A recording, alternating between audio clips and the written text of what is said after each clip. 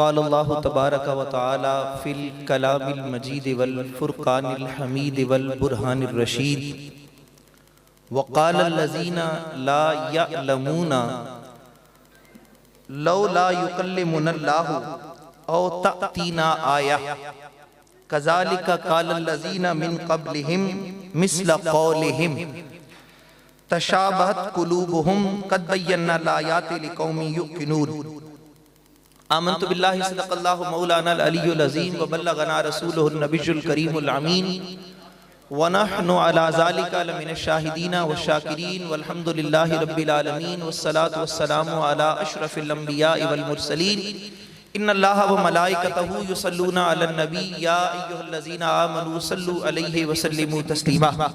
تمام احباب آواز بلند پڑھئے گا الصلاة والسلام علیکہ یا سیدی یا رسول اللہ وَعَلَىٰ آلِكَ وَأَصْحَابِكَ یا حبیب اللہ۔ ماشاءاللہ ہمارے پیارے بھائی حضرت اللہ خان قادری نے محفل کا ذوق جہاں پہنچا دیا ہے وہیں سے شروع کرنا اور وہی ذوق برقرار رکھنا باقاعدہ طور پر ایک امتحان ہے، لیکن چونکہ بات رسول اللہ کی ہے تو اس لیے اس بات پر ہم دھیان نہیں دیں گے کہ کون کہہ رہا ہے، یہ دھیان لگائیں گے کہ بات کس کی ہو رہی ہے۔ آج کی محفل کا جو عنوان آپ نے پڑھا ہوگا دعوت ناموں پر، فلیکسز پر، اس دعوت نامے کے عنوان کو ذہن میں لے کر آئیے۔ میں کوشش کروں گا کہ اپنے وقت کے اندر اپنی گفتگو کو اختتام تک لے کے جا سکوں۔ جو آیت مبارکہ میں نے پڑھی اس کے اندر پروردگار نے فرمایا کہ کچھ لوگوں نے کہا، اہل کتاب کے بارے میں بات ہو رہی ہے، انہوں نے کہا کہ اللہ تعالیٰ ہم سے بات کیوں نہیں کرتا، اللہ تعالیٰ خود ہم سے کلام کرے یا کوئی ایسی نشانی ہمارے پاس لے آئے کہ ہمیں بات سمجھ آ جائے۔ اللہ رب العزت نے فرمایا کہ یہ بات کر رہے ہیں اس سے پیچھے والوں نے، پہلے والوں نے بھی اسی طرح کی بات کی ہے، یہ کوئی نئی بات نہیں ہے، پہلوں نے بھی اسی طرح کی باتیں کی ہیں۔ اور پھر قرآن نے ایک لفظ کہا، بس وہ لفظ آج کے اس گفتگو کا عنوان ہے۔ قرآن نے کہا تشابہت قلوبہم، اصل بات یہ ہے کہ ان پچھلوں کے اور ان کے دل ایک جیسے ہیں، وہ جو پچھلے ہیں ان کے بھی اور ان کے بھی دل ایک جیسے ہیں۔ بس اس بات کا نتیجہ اگر نکالیں تو نتیجہ یہ نکلے گا کہ ابو جہل سے لے کر آج جاہل کے ہر بچے کا دل ایک جیسا ہے۔ بھائی اللہ نے یہی فرمایا کہ پرانے جاہل بھی ایسے ہی تھے، اب والے جاہل بھی ایسے ہی ہیں، وہ اسی طرح کی باتیں کرتے ہیں۔ ابو جہل و ابو لہب سے لے کر آج کے ہر جاہل تک باتیں ایک جیسی ہیں۔ کیوں؟ کیونکہ ان کے دل ایک جیسے ہیں، ان کے تو جس طرح گستاخوں کے دل ایک جیسے ہیں، ساجد مائی جس طرح گستاخوں کے دل ایک جیسے ہیں اسی طرح عاشقوں کے دل بھی ایک جیسے ہیں۔ عاشقوں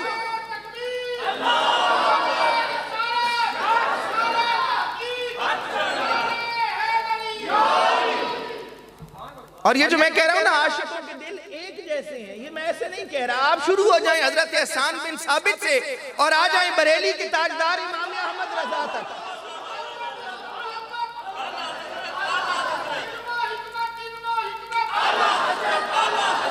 اب جو بات میں نے ایک جملے میں کہہ دی، میں اس کو آہستہ آہستہ آپ کو لے کر آتا ہوں، آپ کو بات سمجھ آ جائے گی کہ جو میں نے کہا کہ جیسے گستاخوں کے دل ایک جیسے ہوتے ہیں ویسے عاشقوں کے دل بھی ایک جیسے ہوتے ہیں۔ کیوں؟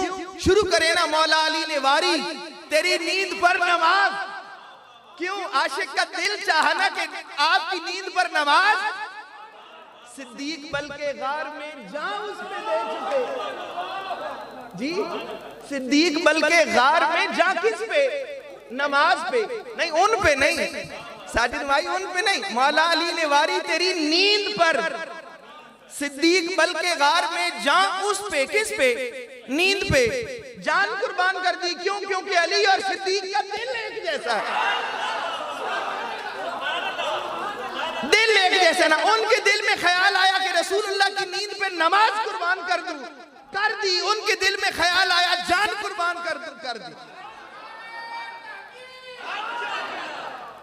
عاشقوں کے دل ایک جیسے ہوتے ہیں. شروع کریں. میں نے کہا حسان بن ثابت سے شروع کریں, اعلیٰ حضرت تک آ جائیں. حسان بن ثابت نے کیا کہا؟ کہا واقسن من کا لم ترى قط عین. کہا کسی آنکھ نے سونیا آپ جیسا دیکھا ہی کوئی نہیں. کیوں؟ کیوں؟ کیونکہ واجب المل کا لم تلد النساء, آپ جیسا سونا حسین خوبصورت کسی ماں نے پیدا ہی کوئی نہیں. اور یہ صرف شعر نہیں ہے, یہ رسول اللہ کے سامنے پڑھا گیا شعر ہے. اور رسول اللہ کے سامنے کوئی بات کہی جائے اور آپ اس سے منع نہ کریں تو تمام علماء سے پوچھ لیں, وہ حدیث تقریری بن جاتی ہے, وہ دین بن جاتا ہے, وہ شریعت بن جاتی ہے, وہ اسلام کا قانون بن جاتا ہے. رسول اللہ نے اس پر خاموشی فرما کر اس پر مہر ثبت کر دی کہ کائنات میں آج تک نہ میں محمد جیسا کوئی پیدا ہوا, نہ میں محمد جیسا سونا رب نے پیدا فرمایا.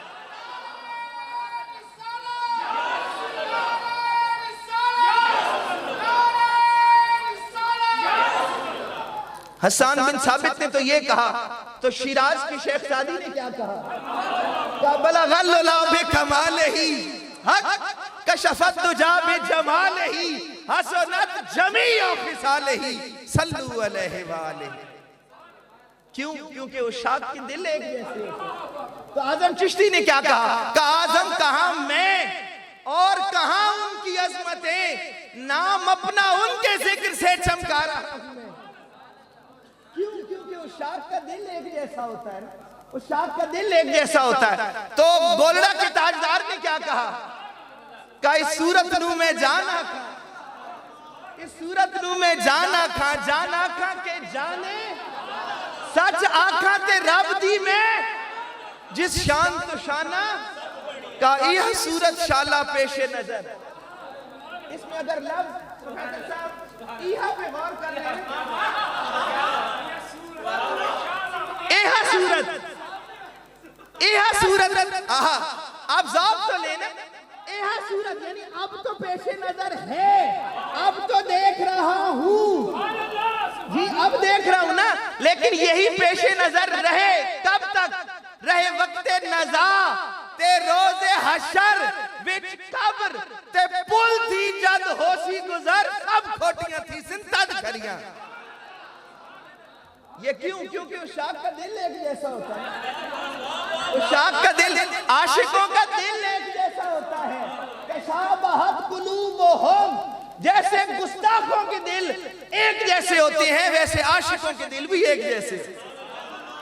کسی عاشق کو اٹھا کے دیکھ لیں, وہ اقبال کو لے آئیں, وہ مولانا روم کو لے آئیں, وہ جناب والا آپ کسی عاشق کو لے آئیں, کسی اللہ والے کو لے آئیں, جب وہ رسول اللہ کی بات کرے گا ایک جیسی کرے گا. کیوں؟ کیونکہ عاشقوں کے دل ایک جیسے, عاشقوں کے دل ایک جیسے ہوتے ہیں. اور یہی بات ابھی آپ نے سنی, کرو مدح اہل دول رضا, پڑے اس بلا میں میری بلا, میں گدا ہوں اپنے میرا دین پا رہے نہ نہیں. کیونکہ محفل صفائے قلب و باطن ہے اور محفل سجانے والے تنظیم بلبل باغ رضا والے ہیں, دل کے نام سے محفل ہے. اعلیٰ حضرت کے کچھ اشعار جس میں انہوں نے دل کا ذکر کیا, بس وہ 2-4 اشعار آپ کی سماعتوں تک پہنچا کے پھر اجازت لوں گا. اعلیٰ حضرت فرماتے ہیں, پہلے دل کی تعریف کر رہے ہیں کیونکہ آج کی محفل ہے صفائی قلب کی, دل کی پاکیزگی کی, دل صاف کرنا ہے. لیکن پہلے جب بھی کوئی عنوان بنایا جاتا ہے, مضمون پڑھایا جاتا ہے, پروفیسر صاحب بیٹھے ہیں, پہلے اس کو ڈیفائن کیا جاتا ہے. اب اعلیٰ حضرت دل کو ڈیفائن کر رہے ہیں کہ دل ہوتا کیا ہے. پہلے پتہ چل جائے گا دل ہے کیا, پھر صاف بھی ہو جائے گا. کہ دل ہے کیا؟ کہ دل ہے وہ دل جو تیری یاد سے معمور رہا. کا دل جو صاف کرنا ہے پہلے دیکھو وہ دل ہے کیا. کا دل کہلانے کے لائق صرف وہ ہے جس میں رسول اللہ کی یاد ہے, اور جس میں رسول اللہ کی یاد نہیں ہے وہ دل کہلانے کے لائق ہی کوئی نہیں. دل کہلانے کے لائق وہ ہے جس میں یاد مصطفیٰ ہے. تو دل ہے وہ دل جو تیری یاد سے, اور سر ہے وہ سر جو تیرے قدموں پہ. اور پھر کیا کہا چمک تجھ سے پاتے ہیں. کیا پاتے ہیں؟ چمک. کس سے؟ تجھ سے. اچھا یہ دیکھیں اعلیٰ حضرت نے رسول اللہ صلی اللہ علیہ وآلہ وسلم کو مخاطب کیا تجھ کہہ کے. جیسے اللہ رب العزت وحدہ لا شریک ہے تو اللہ رب العزت کو مخاطب کرتے ہوئے اس کی وحدانیت کے پیش نظر, کیونکہ وہ وحدہ لا شریک ہے, احد ہے. میں آپ سے بات کروں گا تو کہوں گا آپ, لیکن جب رب سے بات کروں گا تو کہوں گا تو. توجہ ہے؟ آپ سے بات کروں گا ساجد بیٹے تو کیا کہوں گا آپ. رب سے بات کروں گا تو کیا کہوں گا تو, کیونکہ وہ وحدہ لا شریک ہے. اس جیسا ہے کوئی نہیں, تو جس جیسا کوئی نہ ہو جو اپنی شان میں, عزت میں, عظمت میں وحدہ لا شریک ہو, احد ہو, بے مثل ہو, بے مثال ہو, اس کی احدیت کے پیش نظر اسے تو کہہ کے مخاطب کیا جاتا ہے. اعلیٰ حضرت نے کہا چمک تجھ سے, چمک تجھ سے, آپ سے نہیں, تجھ سے. کیوں؟ کیونکہ آپ جیسا بے مثل بے مثال کائنات میں اور ہے ہی کوئی نہیں. آپ اپنی شان میں اکیلے ہیں, یکتا ہیں, اس لیے فرمایا چمک تجھ سے پاتے ہیں سب. نہیں ابھی پانے والے نہیں, سب. بس سب پہ رک جائیں. سب میں کون آتا ہے؟ چاند بھی, سورج بھی, ستارے بھی, زمین بھی, آسمان بھی, انبیاء بھی, رسول بھی, فرشتے بھی, چمک بھی, نور بھی. چمک نے بھی چمک تجھ سے پائی ہے. چمک تجھ سے پاتے ہیں سب پانے والے. اچھا اس پانے والے کا بھی دو مطلب ہو جائیں گے, ایک سب پانے والے, اور ایک چمک اسی کو ملتی ہے جو پانا چاہتا ہے. چمک تجھ سے پاتے ہیں سب, جس نے نہیں پانی منکر بن جائے. جی شب تاریخ میں نور سحر کی بات کرو, شب تاریخ میں نور سحر کی بات کرو, علی کے گھر کی, محمد کے گھر کی بات کرو, اور نبی کے حسن کو دیکھے گا. ابو لہب کیسے کسی بلال کے حسن نظر کی بات کرو.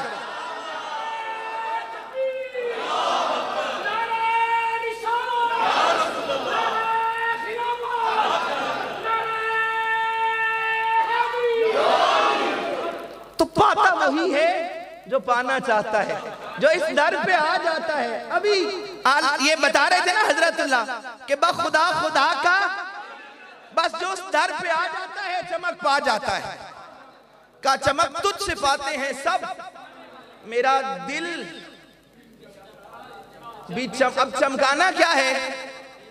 دل. پروفیسر صاحب چمکانا کیا ہے؟ دل. اچھا چہرہ چمکانے کے لیے تو یہ لائٹ بھی ہے.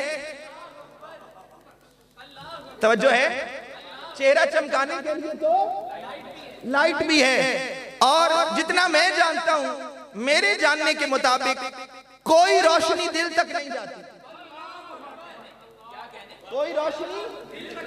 اور اگر آپ کے ذہن میں ایکس ریز آ رہے ہوں تو وہ ریز ہے اور لائٹ ریز نہیں ہے. ریز ہے اور لائٹ ریز, اور چلی بھی جائے, مان بھی لے لائٹ بھی ہے, تو چمکاتی نہیں ہے, چمکاتی نہیں ہے. اب چمکانا کیا ہے؟ دل, جس کو اور چمکانے والی چیز ہے ہی کوئی نہیں. اور چمکانے والی چیز, چہرہ تو چاند بھی چمکا سکتا ہے, سورج بھی چمکا سکتا ہے, یہ لائٹ بھی چہرے میں پڑ گئی تو چمک پیدا ہو گئی, لیکن دل کو کوئی روشنی چمکا نہیں سکتی. دل کو چمکانے کے لیے رب کائنات نے نور محمد ہی پیدا فرمایا. اس لیے کہا کہ چمک تجھ سے باتیں ہیں سب پانے والے, میرا دل بھی چمکا دے چمکانے والے, کیونکہ چمکانے والا ہے ہی تو, دینے والا تو ہے. کون دیتا ہے؟ دینے کو منہ چاہیے, دینے والا ہے سچا ہمارا نبی. اور اعلیٰ حضرت نے کیا خوب کہا کہ یہ دل کی بات ہو رہی ہے, اپنے دل کو کہا کہ تجھ سا سیاہ کار کون, تجھ سا سیاہ کار کون, ان سا شفیع ہے کہاں. بھئی اگر تمہارے جیسا گناہگار کوئی نہیں تو ان جیسا بخشنے والا بھی تو کوئی نہیں, ان جیسا بخشوانے والا بھی تو کوئی نہیں. تو جب ان جیسا بخشوانے والا کوئی نہیں, پھر وہ تجھی کو بھول جائیں, دل یہ تیرا گمان ہے. اپنے دل کو کہہ رہے ہیں وہ تجھے نہیں بھولیں گے, یہ تیرا گمان ہے, وہ بھولنے والے.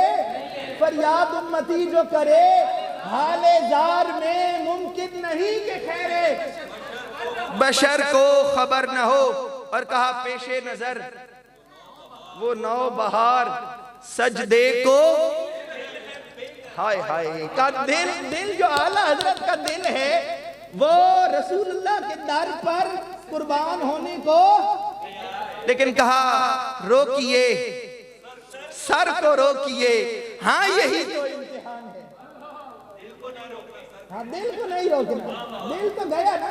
اور وہ جو دل سجدے میں چلا گیا اس کے لیے کہا کہ سر سوئے روضہ جھکا, پھر تجھ کو کیا, سر سوئے روضہ جھکا, دل تھا ساجد نجدیہ, پھر تجھ کو کیا. بھائی دل ہمارا جی اور محبوب بھی ہمارا, تجھ کو کیا, تو کون, میں خواہ مخواہ. ہاں جی ایسے ہی ہے نا. تو دل تھا ساجد نجدیہ, پھر تجھ کو کیا. اور کہا ان کے نام پاک پر, ان کے نام پاک پر دل جان و مال.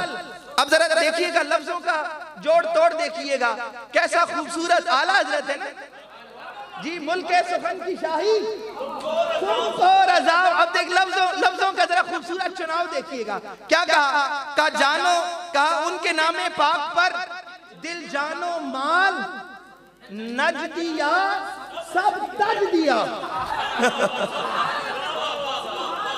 جی. ان کے نام پاک پر دل جانو مال نج دیا سب تج دیا, پھر تجھ کو کیا. بھئی ہمارا تھا نا جان و دل ہوش و خرد, سب تو مدینہ پہنچے.